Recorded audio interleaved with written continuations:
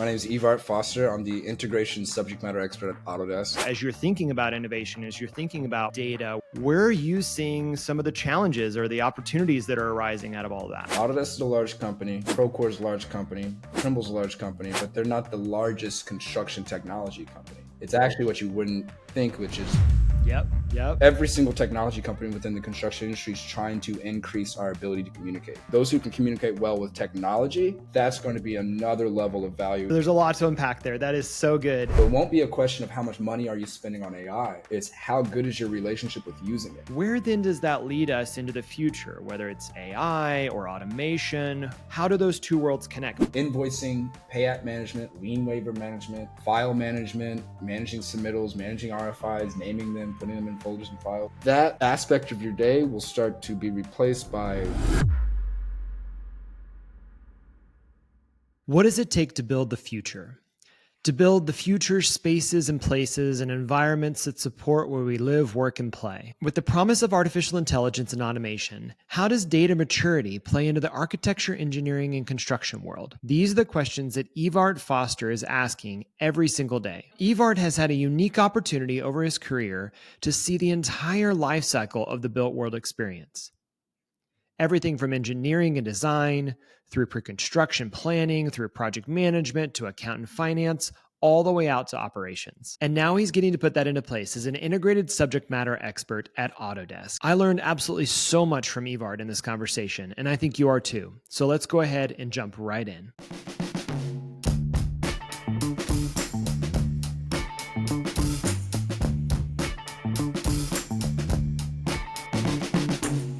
Eveart, thanks so much for coming on the podcast today. I would love to just throw it straight to you. Why don't you give a quick introduction to yourself and tell the world who you are?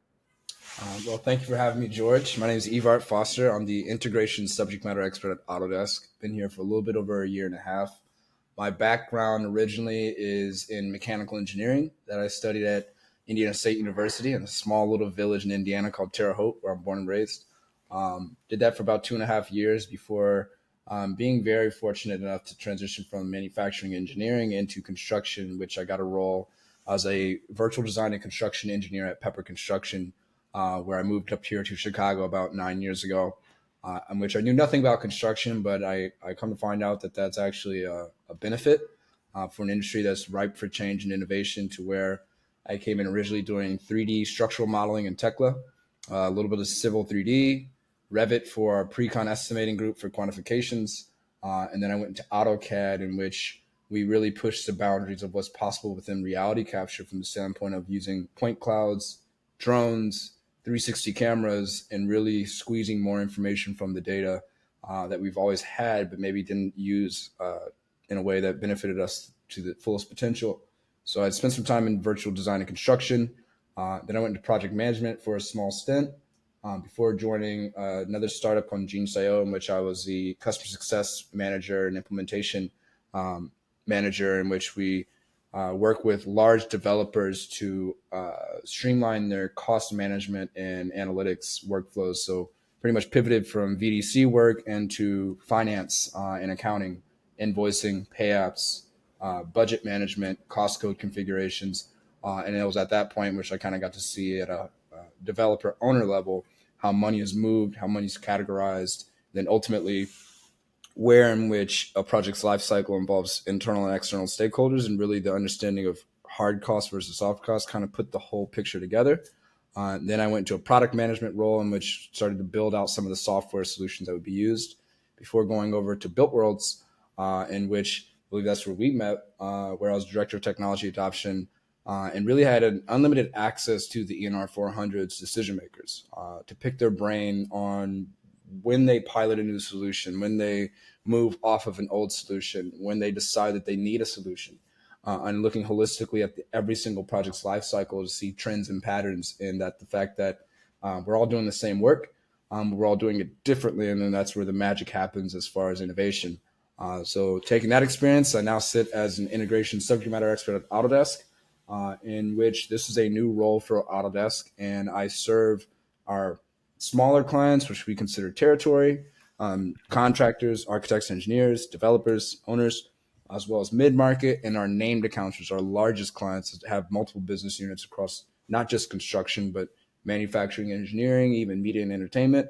And I work as a consultant, for lack of better words, on the pre-sale side, as well as preparing our clients to adopt and absorb our technology. So I look at every single life cycle stage involved in construction, from plan and design to pre-construction, estimating, construction administration, closeout, and then operations and facilities maintenance management, for the purpose of understanding where they're at digitally today, and then seeing where we may have opportunities to introduce new automations and new analytics that have never been introduced to the organization, so they can get new insights and even create new data from the integrations, from their users of our platforms and their non-Autodesk platforms. So a lot of my time now is spent looking outside of Autodesk to understand what point solutions we can connect to and integrate to create efficiencies.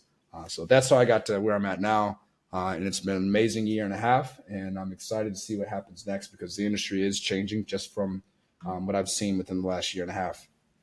Yeah. I mean, we're seeing the same thing. It's just there's so much growth, which then forces innovation, whether or not they want it or not. And so it's happening. And of course, the technology is catching up with that as well. Okay. So I have to call out, you have an incredible perspective on the entire life cycle. I think it's probably one of the more unique conversations we've ever had, at least on the podcast, and myself included, is you being able to see everything through the design to operations, the actual engineering side of things, all the way through to finance.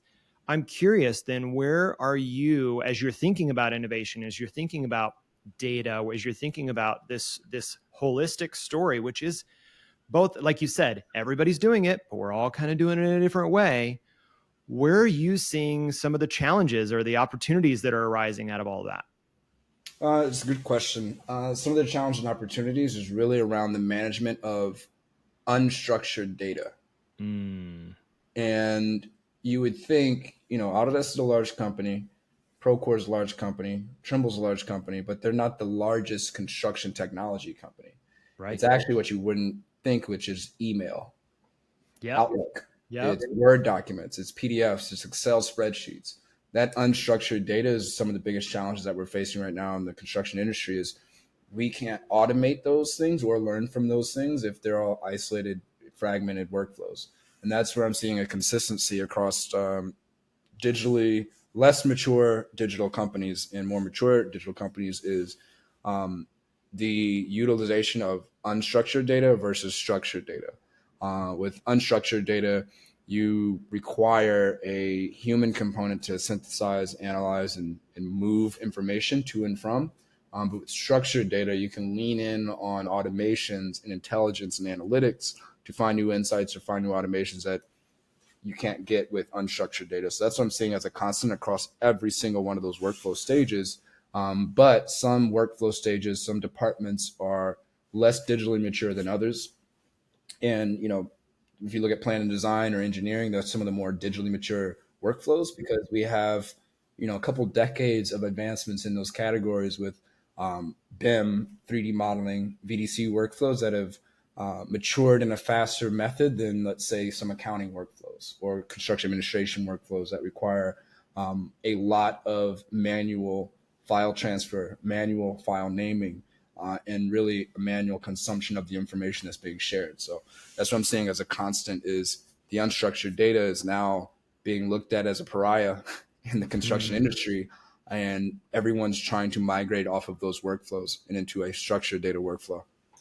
Yeah, one of the questions that we ask whenever we're going into a new firm or talking to anybody right now is, I always say, okay, I'm sure you've either designed, built, borrowed, rented, SaaSified, whatever technology, but tell me the one spreadsheet. Tell me the one spreadsheet that if it were to get deleted, your company would tank. Because every single company has one, right? They all have something where like, yeah, we bought into that pre-construction planning tool. Yeah, we bought into that whatever, that accounting finance thing. But then we all kind of like hack it and go around the system and use this thing over here, which then gets duplicated and changed and is not used consistently. And one person knows how it works and doesn't know the formulas in it. there's all these bottlenecks and silos that take place when that happens. So I'm curious then, as you're having these conversations with folks, and of course you're navigating them through thinking about the value of data maturity, I guess in that conversation, where do you start? How do you help them to start moving themselves towards that? And then ultimately, where are there areas where you find that it's like aha moments where they go, oh, okay, great. Now I see the value of this. I can see the investment return on this. Where's both the starting point and kind of that unlocking point as you're talking about that data maturity? It's a great question. So when I got hired on at Autodesk, I stepped into a role that didn't exist before. So I didn't really have a set way of doing my job, Sure. which is great and scary at the same time. So I Yeah. had to kind of create a way for me to truly be an integration subject matter expert. And I realized maybe being the expert isn't the goal, but maybe allowing the client to be their own expert is the goal, being an enablement of experts.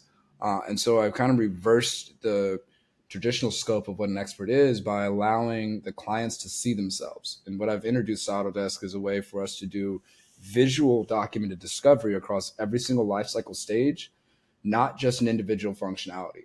And so what that does is it allows the clients to see their current digital maturity and also other departments that they're not exactly involved in. So we'll interview the VDC group, we'll interview the estimating group, we'll interview the project management, the field management, the cost and accounting group, close out, and then we'll interview operations facilities management group if that's the scope of the client. And then ultimately what we get out of this is an understanding of what their technology is, an understanding of how they've staffed their departments, and then an understanding of their current integrations and analytics on top of their tech stack. And then we give back to them, here's your existing state of your technology map across every single lifecycle stage. And then based on the feedback, we're able to colorize and categorize the pain point or the need for digital maturity within a department. From that, that's when they start to see, oh, wow, I didn't know we were doing this. Why are we doing this? I didn't know that we were manually renaming a file after getting it from an email and then copying it in two different places and then introducing risk just within a file name. So when they get to see the reflection of their current state, that's when usually they get the chance to really look in the mirror and see where their gaps are at, as well as the entire orchestration of their business beyond just one department to actually start to see where data loss is happening. Because we always get these reports, 86% of construction data goes unused according to a survey. And when you start to visually map out the entire life cycle of a project, you're starting to see where these data loss moments are happening. From there, we do a inverse solution map. And then that's where I come in and say, based on the technology that you have today and the potential Autodesk solution that you may have tomorrow, we can propose to you, here's where we can make integrations to your non-Autodesk solutions to either pull out analytics of a workflow or to start to automate a fragment of that workflow from as simple and as small as naming a file with consistency or putting a file in a location automatically. Or once an RFI has been approved, flattening it and sending it off to another cloud storage solution every single day or every hour. Those small little administrative tasks we start to look at holistically as a way to really optimize the entire process instead of optimizing an individual functionality of a workflow. So it takes the conversation beyond just a department level, but the real 30,000 foot view of let's transform the entire process.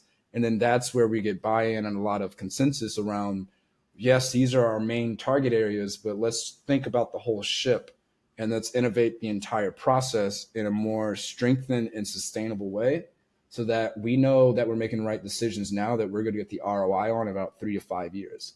So now the conversation is beyond just point solutions and small fixes and duct tape here and there, but really it's around let's digitally advance our entire process, but let's start targeting individual departments and getting consensus, as well as when you do discovery in this method, employees who normally don't have insights into other business units or insights into other departments start to understand the pain points that other department's experiencing. It can actually cross-pollinate their ideas from one department to another.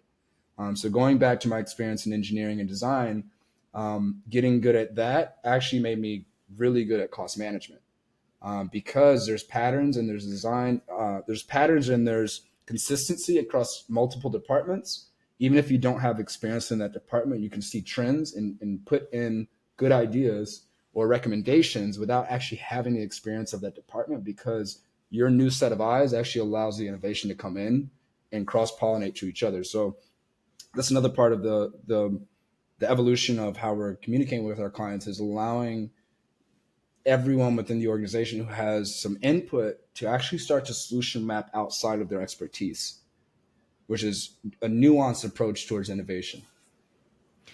Okay, so there's a lot to unpack there. That is so good. What I love is your mentality of being the guide, not the hero, is the language we use. Like, you want to guide people to it and make them the hero, right? They're the hero of the story, which is ultimately, how do you take and do these steps? How do you realize where you're at now and know that you don't have to be there forever? There is a way to be better, right? Which is effectively a gap analysis. So you're able to kind of provide them with an assessment that gives them a sense of, here's where you are today. Let me paint a picture for the future, maybe tomorrow or 3 to 5 years from now, of what you can be. And then ultimately, let's talk about how to get there, which then I hear you saying that involves not only saying, yeah, of course, we could paint a technology picture for you, but also we can paint a picture where you understand as a team, kind of cross collaboratively or cross functionally, do you understand what your peers do in this process, in this life cycle? Do you understand where the way you work affects them and the way they work affects you? And then ultimately, your insight into them and their insight into you is going to make you all better. Am I understanding that right? Yep, and that kind of takes away the norms of the construction industry from the standpoint of, we mimic our technology usage based on how we've organized our business, Right. which means there's design and engineering department, which focuses on design and engineering solutions. There's a estimating department, which only use estimating solutions. So their even technical knowledge stays within their scope, and Right. therefore they are naturally fragmented from being in a relationship with other scope holders in the organization, because it's almost like an assembly line of work, and then the technology matches the assembly line's demands. Therefore, the technology to be adopted or to be utilized has high functionality, but it has no collaboration built into it. And Right. so that's where the emergence of so many point solutions exists today within the construction industry, is we're only trying to serve that individual scope holder's jobs assignment. And we know that these businesses aren't really moving people downstream or upstream unless they absolutely have to. But that's where there's probably going to be some change coming up, is how we staff our projects, and then how we enable our teams to actually become experts in multiple stages of the project's life cycle, so they can learn more and do more. It's fascinating to me that I keep, as we've dove further into this world of AEC or built world, the parallels between it and technology are, I mean, you've been in this space. You've looked at both the technology solution and building, which is a lot of our audience is going to be thinking about. Okay, actually, that sounds a lot like the way I build software. The issues that I'm dealing with in software, which is we have a design team, a UX team, we have a business team, we have a sales and marketing group that then throws it over a wall, says, hey, we sold a feature, we sold a functionality, we sold a product idea. Now the design team has to kind of make that reality. And so they're working with Figma and their own point solutions. Then they're throwing it over a wall to some dev team somewhere in the world. Then that dev team goes back and builds something, and then they hand it back and they go, well, why didn't this turn out the way we wanted? And why isn't it profitable? And why didn't it, why weren't we getting the margins we wanted? And you can just see it. If you just take 2 steps back out, like you said, that higher view, if you take that step back out, you can start to see, oh no, we have siloed these functions, which then goes back to that data maturity, right? We've given them no excuse to have a data maturity across the organization. You don't have to until you have to, right? Right, right. Yeah. But that's the opportunity that lies in our ability to collaborate, is you'll get new ideas from people who've never experienced your scope. Yeah. One, Yeah. and then two, if you tell them why you need something, in the case of a sprint or a product roadmap, starting with why is critical, because it allows you to tap into other people's creativity, Yep. um, in a way that you cannot come up with the same ideas that they can. They just need to be equipped with the purpose of why you need that outcome. So really starting with why, which is really a 30,000 foot conversation, that's cross departmental. And that allows the best ideas to come forward, as well as that allows everyone to get consensus on what is winning, so that you can bring in a different Yeah. version of yourself to get to that end goal. And I think that's where the incentivized approach towards, let me just work on this scope of work and let me not think about anybody else's scope is going to start to deteriorate as we face the challenges of labor shortages, the skilled labor shortages in the construction specifically, as well as the emergence of more contractors, developers, and owners hiring people from the software development world, or Mm. increasing their IT spend because of the digital maturity that they need, or getting off of servers and going into cloud storage solutions. The makeup and the demographics of our construction teams will start to change to be more tech savvy and more cross functional, just because there's a lack of specialized skills in certain areas that we're going to have to all start to slowly migrate into a generalist mindset. Yeah. Okay. We could nerd out on that all day because I think that you're absolutely right. And this is something we've been preaching for such a long time. The value of cross-functional work, both for the knowledge of the life cycle and also that seeing the value of your peer, right? Or see the value of the other skill set. But let's go back to the where we started, where we talked about this data maturity. And we would be remiss if we didn't take that into the long tail effects of that, right? So when you start thinking about, let's fast forward a little bit. Say a company has said, okay, I see what you're saying. I see the opportunity where we could have a more cohesive lifecycle view of our data. We could see the value of integrating better with our point solutions, but having an underlying thread that pulls all the way through. Where then does that lead us into the future, whether it's AI or automation? How do those two worlds connect? Because I know everybody's going, well, why don't we just have AI do it? Right? That's kind of the answer. It's like, we'll just put AI on it. And I mean, even really sophisticated, large companies, very large companies that we've had conversations with that have really sophisticated, large IT groups, technology groups, product groups, are still going, maybe we just wait it out and AI will just catch up with us and it'll just do it. There's a gap there. There's a huge gap, we know, but maybe you could describe that a little bit from that data maturity to the actual archetype or dream state of this automated workflow, this AI enabled future that we're all being promised right now. Right. So, with the emergence of more connected workflows and more digitally mature solutions, what we'll start eliminating is the demands of repetitive work. Mm. What I mean by that is a lot of times we will throw, I would just say, cheaper human resources, Sure. whether it's an intern or someone straight out of college, or maybe someone who's working as a contract admin on repetitive work, whether it's invoicing, pay app management, lien waiver management, file management, managing submittals, managing RFIs, naming them, putting them in folders and files. That type of scope of work, that repetitive, predictable work will start to eliminate or start to dwindle. And what will emerge is a more connected data ecosystem in which even finding a file is probably some of the most time consuming part of everyone's day. That aspect of your day will start to be replaced by augmented or retrieval systems, meaning semantic search to find the root cause of an RFI within the same database or the same data table. So you don't have to try to piece it together and try to map it out in your mind or try to email somebody or call somebody. The retrieval of data will get faster and more intelligent and potentially recommended from the standpoint of using an augmented approach towards retrieving data that is root cause, or understanding a trend in a piece of data, whether it's an issue or an RFI by a certain company or an RFI by a certain category, and starting to predict the outcomes of that. So retrieval of data will start to change, as well as being able to understand and analyze the root cause of an issue that wasn't planned for, as well as being able to assess your plans and seeing the likelihood of it coming true based on historical project data. So that's where Mm. we're going to start to see changes in how we staff our projects first, and then two, how we work from the standpoint of, with the emergence of artificial intelligence, generative AI, Mm-hmm. with the emergence of more streamlined connected data systems, our jobs will start to morph into being held as valuable or more valuable based on your creativity. So creativity will be the actual difference maker of how we work in the future, as well as if we're going to continue down the path of leveraging generative AI or leveraging communication based AI, natural language. I can foresee that there's going to be a separation of people who actually know how to use it at its highest level versus Right. those who don't.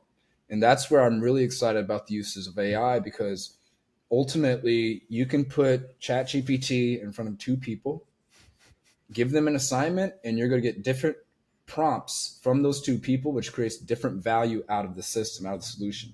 So it won't be a question of how much money are you spending on AI. It's how good is your relationship with using it. And then that becomes a difference maker that money can't buy. Is how effective are you at generating an output based on the data that's in front of you, or based on your ability to communicate with the medium. And therefore, people who are creative will start to be pulled into a higher demand, as well as those who truly understand how to use a solution in new ways that push the limits and push the historical boundaries of how we've communicated. Because ultimately, every single technology company within the construction industry is trying to increase our ability to communicate. That's the through line for everything. Every roadmap goes that direction. Every team's collaboration is going towards better communication, more connected communication. And therefore, there's going to be a tipping point on those who can communicate well with others. That's one form of management and leadership. But those who can communicate well with technology, that's going to be another level of value that's going to start to produce all stars and rock stars that at the same time eliminate the scope of work of those who just come in every day and do the same thing or don't push the status quo forward. So that's my take on how technology is going to start to shift the way that we interact with each other and with it. And we're starting to see that already from the standpoint of more digitally mature companies actually have staff and people in place that can do multiple things across the project lifecycle. They're no longer just an expert in one field. Now they're coming in as a leadership to bridge BIM with project management or cost management or asset tracking, for example. Mm-hmm. And then that's where there's going to be a little bit more, I think, availability for people who don't have construction experience to come in and start to run these projects and start to build these projects without having deep industry expertise, because it's going to be built into the data. Eveart, man, I'm just saying, I think you're hitting the nail on the head. No pun. Well, actually, a little bit of pun intended there, but and it ties back to. So I'm hearing that when you think about data maturity, correct me if I'm wrong here. There's two sides to this. Maybe there's more than two, but two that pop out to me. One is there is actually data maturity, like when we need the data itself to be mature, right? We need it to be structured, organized, and we need it to be accessible. We need it to be available for us so that when we get to this automation, this AI, this integration layer that we want to see that gives us that superpower that you're talking about, ultimately, it needs to be able to see that.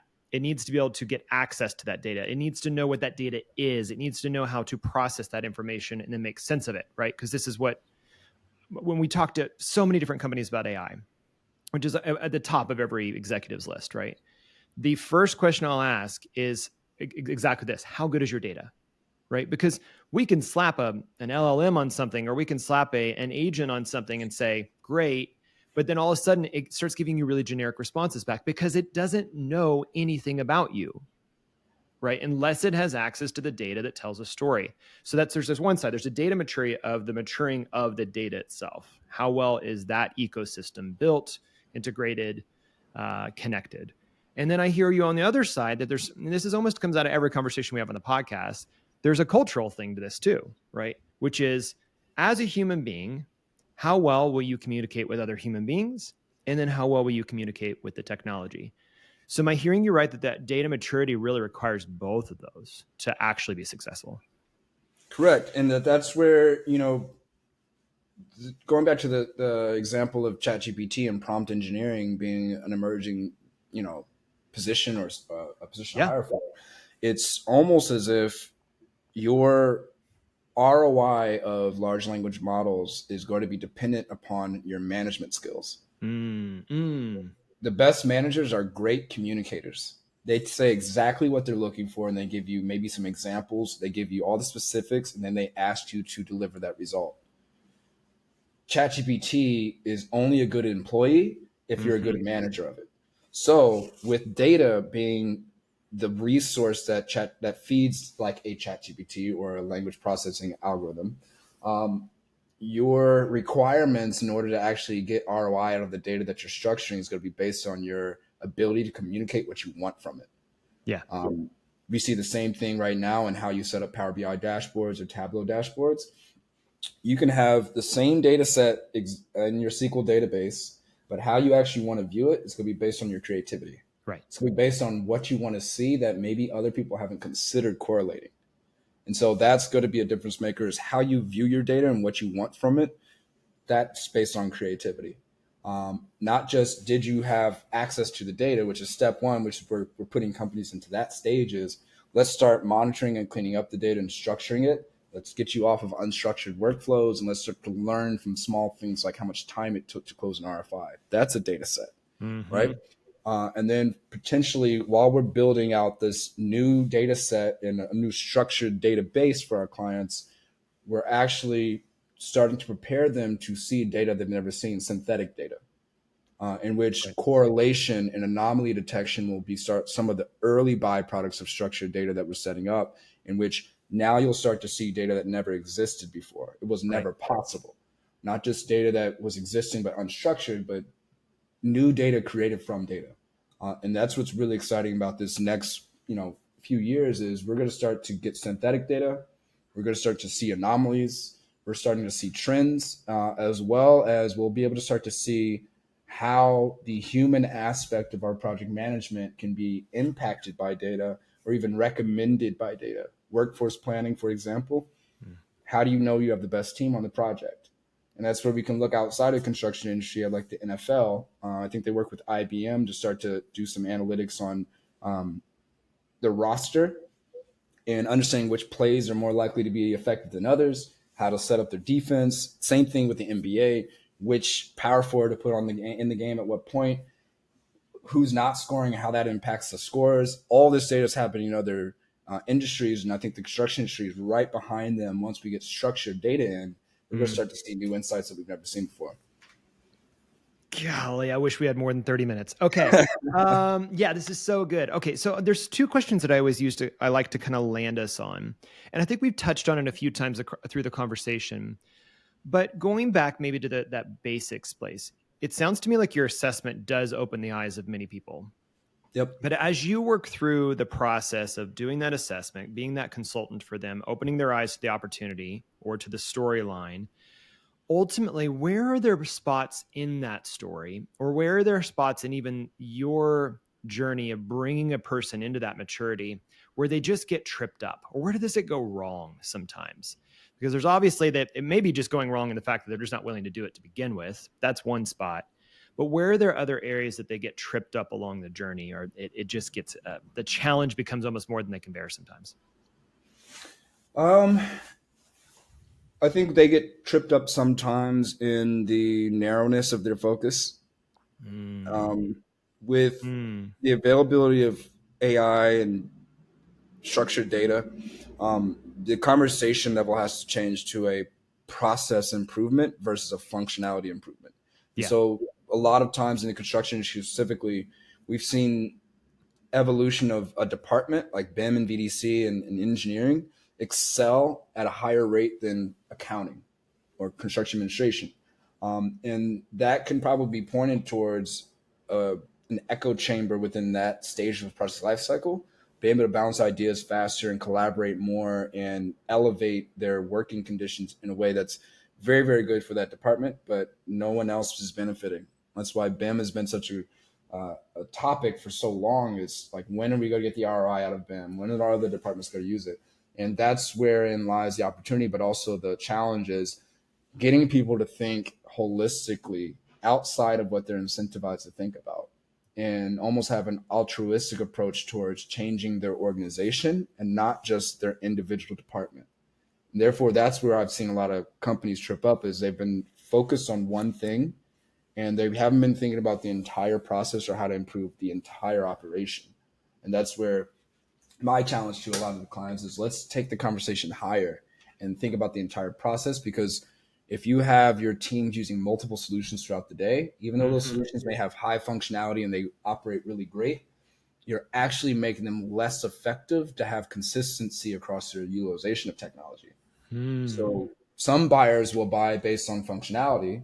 Other buyers will buy based on ease of use and user interface. And then another level of buyers takes all of that, but looks at the holistic view of how much consistency can we put across our organization so that we can even enable someone who has no experience in one department to come over and help another department, because we've created consistency. We've created something for them to recognize as a pattern so that they can be onboarded faster.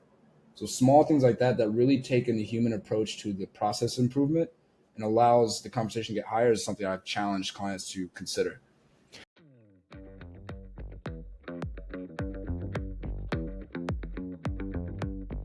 Let's take a break to tell you about our sponsor this week, Crema, a design and technology consultancy.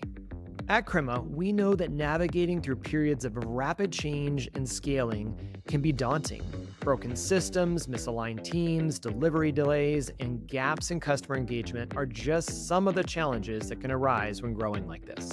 That's where Crema steps in. Crema acts as a trusted partner, helping you overcome these hurdles on your journey to becoming a tech-enabled organization. Crema is excited to announce 3 new services designed to empower your product teams. You may have heard of the product triangle: design, product, and technology. Well, we're excited to help you navigate all 3. First is our UX audit. This isn't just a review, it's a deep dive into the user experience to uncover transformative insights that serve as a blueprint for greater success. Next is our team assessment. This service helps you identify the strengths and gaps in your product team, arming you with the knowledge to excel. And finally, a code quality assessment. It's essential to ensure that your technology is not just working, but thriving. Our experts will enhance your code base to improve performance, security, and scalability. Ready to get the most out of your existing product teams? Visit crema.us today and learn how Crema's new services can help you navigate your biggest challenges. Now back to the show.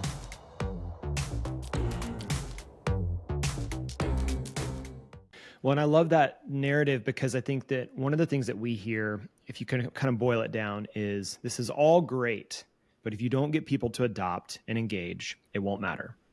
Right. And what I hear you saying is that adoption and engagement comes from having a higher level of empathy for the life cycle itself, for everyone else involved. And as you start to understand the other players, that use the team analogy, they understand how we're better together, right?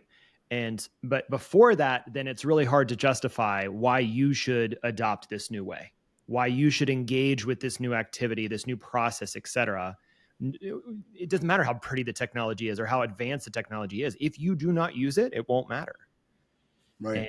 And you're trying to say, how do I pull you through to see the value of participating in this with your peers, with the other departments, with the other folks in the life cycle? Is going to make us all better together. Right, because the empathy is the most important part here. Is if you can get someone bought in on adopting a new method, new technology that doesn't directly benefit them, but they can understand how it benefits others, you get permission for it to be maybe in its nuanced stage, or maybe it's not up to par with what they want, but they're willing to work through that pain point of adoption, of change management, because they know that they're helping out the organization. So that's where the paradigm has to shift into, what do I get out of it, into what do we get out of it. So good. Okay. So I land on this last question because we can talk about some of the challenges and the opportunities, but I want to actually end more on the opportunity side. So looking into the future, whether it's in your particular role, your company, or the industry at large, what's something that's getting you excited? Like it could be the next 6 months or the next 10 years. Where do you go, man, I'm ready for this. This is coming. And it could be about what we talked about. It could be something completely different. What gets you excited? What gets me excited is the buildings that we're actually going to be able to start creating. Come on, outcomes. I love it. The outcomes. This is why I'm going to be working in construction for the rest of my life. ultimately, I'm looking outside the window right now, city of Chicago. I'm in You got downtown. a view behind you. It's for Yeah. those that are just listening. There's an incredible view behind Eveart. And what all of this effort goes towards, for me at least, is, are we creating better places to live, work, and play? And are we doing it at scale? Um, because we all benefit from the work that we're doing. So all this work that I'm doing for the industry right now, I'll be able to benefit. My kids will be able to benefit from the houses that we live in, the schools that we have, the offices that we have, and that's really exciting to me. Is now we're evolving our ability to create things that we've never been able to create. If you look at some of these emerging buildings on the Middle East that just look like something out of Star Wars, that gets me excited. What our deliverables are going to start getting crazy, and it's going to be cheaper to live in them in the future, as well as the energy required to produce them will start to decrease. And I think that, and dovetail with the availability of artificial intelligence, not just within our tools and construction, but just in general, to actually democratize learning, as well as democratize the energy required to sustain learning. That's what I'm really excited about, with renewable energy, sustainable energy, as well as renewable energy to produce intelligence. That's what I'm mostly excited about, and the physical assets that we'll have as a result of all this work. Eveart, you are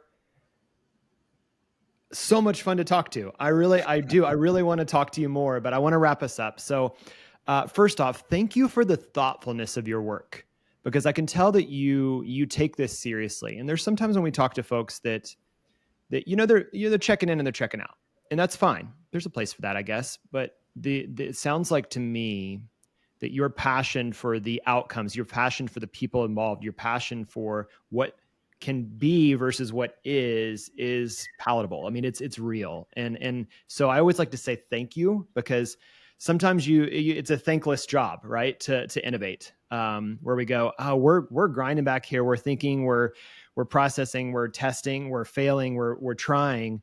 But honestly, thank you. Thank you for being a part of this space, this industry, because I'm excited as well. I think everything you just described there, check, check, check. I'm right there with you. So super cool. So with that, I want to turn it right back to you. I want to roll out the red carpet for you. Where can people learn more about what you're working on, what your company is doing, and where they can find you? Well, I appreciate it. First, the feedback, so thank you. And I'm on LinkedIn, so you can add me on LinkedIn. It's Eveart Foster. I should be the only Eveart on the internet. It's a pretty unique one. Yeah.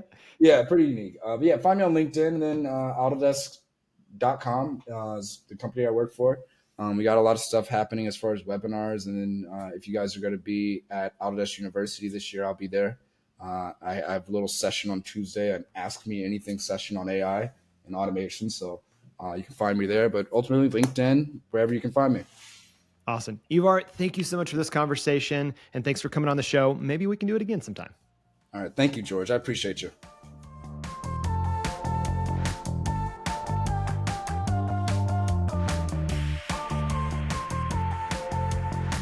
People of Product is brought to you by Crema, a design consultancy that helps forward-thinking leaders discover, understand, and execute on their greatest opportunities.